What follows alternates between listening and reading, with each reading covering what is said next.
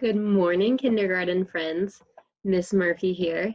Today I get to do a read aloud with you for a story called Emmanuel's Dream. I'm so excited. I really like this story and I hope that you'll like it too. So we're learning in Module 4 right now. That module is called the continents. You've been learning some vocabulary about the continents, and we are going to learn a little bit more today about how the continents are arranged. So here is a cartoon picture of the continents in the ocean. We're going to check out another picture. All right, so here we see all of the continents are labeled with their name, and in between the continents, I see a lot of blue water, right? So the oceans are all of the big bodies of water on the earth that separate the continents. So here is an ocean, over here's an ocean, here's an ocean. And then the continents are large areas of land, and they're each color-coded on this map. So we can see how each continent is separate from other continents and how they're separated by the oceans, right? Today, we're gonna look closer at one specific continent called Africa, right down here, Africa. So you've been taking a look at Africa already this week. Today, we are going to read a very special story that takes place in a country in Africa. This country is called Ghana, and it's a country in West Africa. So I took this map and we zoomed up closer on Africa. So this is the continent Africa, and here's the country Ghana, where this story takes place. So the bottom edge of Ghana, as you can see here, touches the ocean, right? So there's land on three sides, and this side there's ocean. And almost 30 million people live in Ghana. Some good background information. This is a picture even closer up of Ghana. So we see the edges of this country. We see the capital city, Accra. And here is the Gulf of Guinea. That's what they call this body of water that's kind of in a little pocket here, and it connects to the Atlantic Ocean. All right, so we're gonna get started with our book today. It's called Emmanuel's Dream. And down here it says, the true story of Emmanuel Ofosu Yeboah. So this is a true story of a person. So cool. It's written by Lori Ann Thompson and Sean Qualls. Great. What does it mean to have a dream? I know sometimes we use the word dream to talk about like when we sleep at night, the pictures that we see in our head, but the word dream can mean something else too. Does anyone have any ideas? What does it mean if you have a dream about something? A dream can be like a goal or something that you really want to achieve or make happen that you work really hard for. In this story, the word dream means that second meaning. It means that there's something that he wanted to achieve and that he worked really hard for. I'm excited to find out what it is. Let's get started, kindergarten.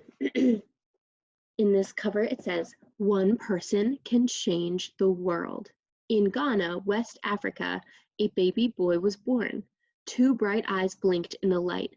Two tiny fists opened and closed, but only one strong leg kicked. Here is the inspiring story of Emmanuel Ofosu Yeboah, who cycled an incredible 400 miles across Ghana with only one strong leg to spread his powerful message. Disability does not mean inability. All right, we're gonna start with our first page here. Here's our title page, right? We have Emmanuel's Dream. I'll move my head so that you can see everything. Okay, so go ahead and put your eyes on the words. You know, read along with me as I read out loud to you, okay? In Ghana, West Africa, a baby boy was born. Two bright eyes blinked in the light. Two healthy lungs let out a powerful cry. Two tiny fists opened and closed, but only one strong leg kicked. Check out these pictures. Go ahead and put your eyes on the words on this page. Most people thought he would be useless or worse, a curse. His father left, never to return, but his mother had faith. Her name was Comfort, and she named her first child Emmanuel, meaning God is with us. As Emmanuel grew, Mama Comfort told him he could have anything, but he would have to get it for himself. He learned to crawl and hop, to fetch water and coconut trees. He even shined shoes to earn money. Most kids with disabilities couldn't go to school. Still, Emmanuel's mother carried him there, until one day she said, "You are too heavy." From then on, Emmanuel hopped to school and back, 2 miles each way, on one leg, by himself. Wow.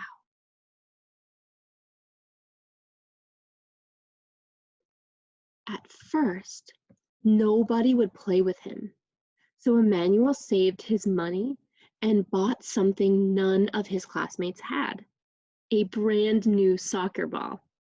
Of course he would share it, if he could play too. Lunging and spinning on crutches his grandmother had found for him and kicking the ball with his good left foot, Emmanuel earned their respect. His new friends sometimes used their lunch money to rent bikes. Would Emmanuel be able to join them? His friend Godwin pushed him so fast so he could balance. Over and over again, Emmanuel fell hard, but finally, he rode. Wow, I'm noticing that in these last few pages, there were things that were really hard for Emmanuel because of his disability that weren't hard for other kids, but he tried really hard until he was able to do everything that he wanted to do. When Emmanuel was 13, Mama Comfort got very sick. She could no longer sell vegetables at the market, and Emmanuel's sister and brother were too little to work. He would have to support them. Against his mother's wishes, Emmanuel snuck out and boarded a midnight train to the bustling city of Accra. We saw in the map that Accra is the capital of Ghana.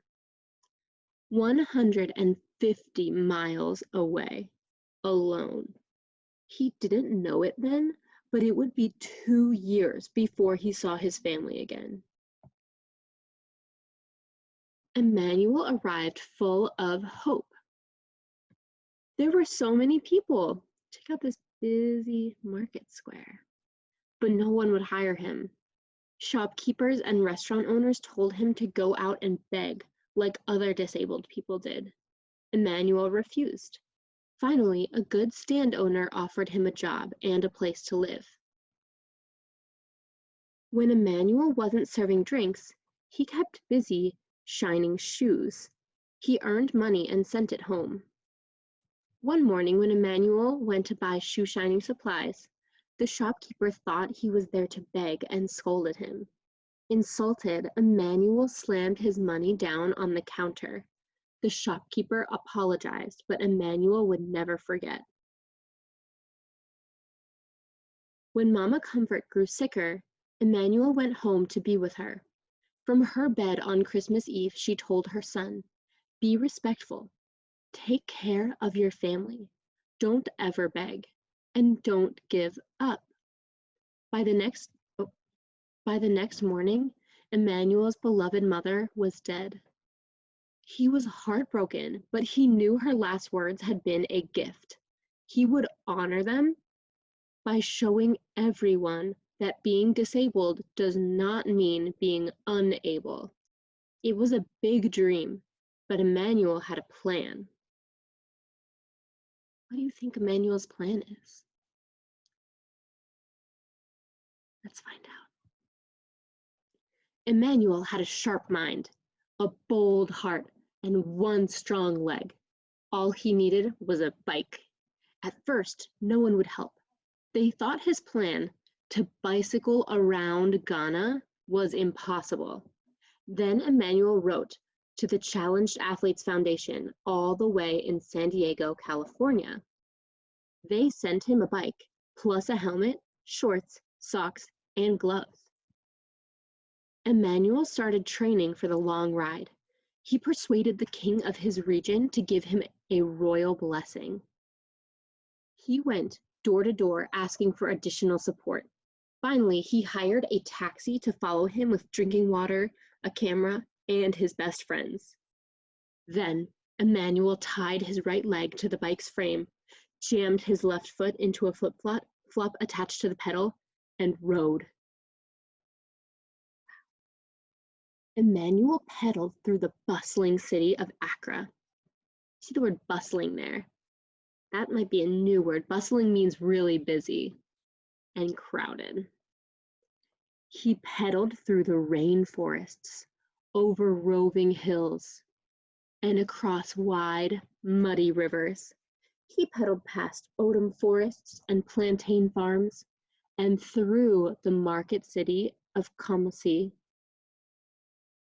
He pedaled as trucks roared past on the narrow highways, and wild animals stalked his thoughts. He pedaled through vast grasslands and into the ancient city of Tamale.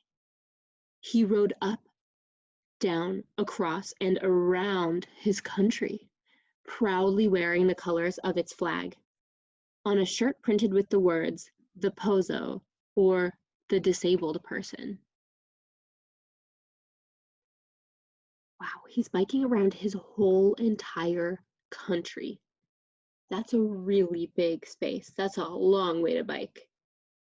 Along the way, Emmanuel talked to those with physical challenges and those without, to poor farm workers and wealthy landowners, to religious leaders, government officials, and reporters.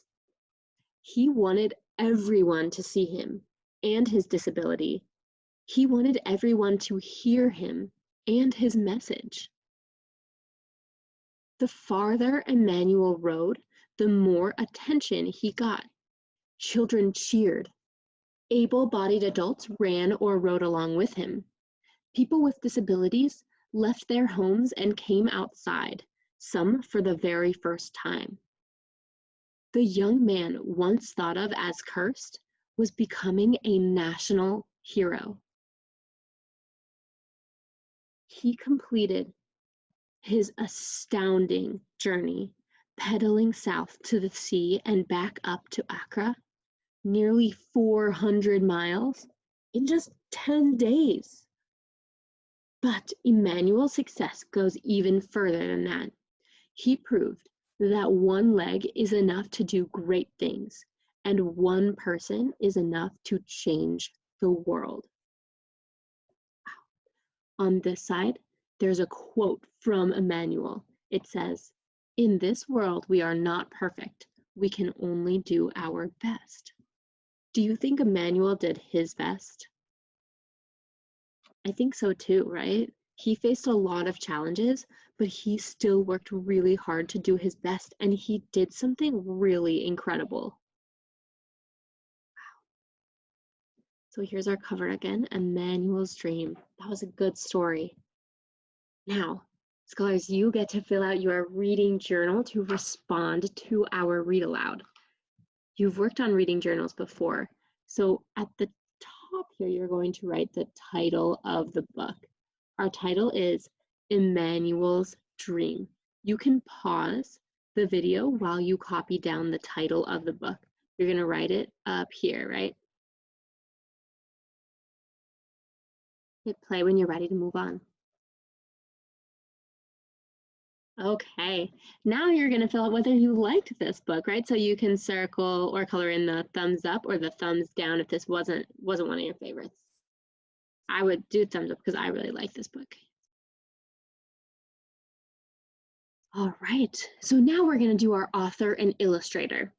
We saw at the front, we have Lori Ann Thompson and Sean Qualls. Now, what part of the book does the author make?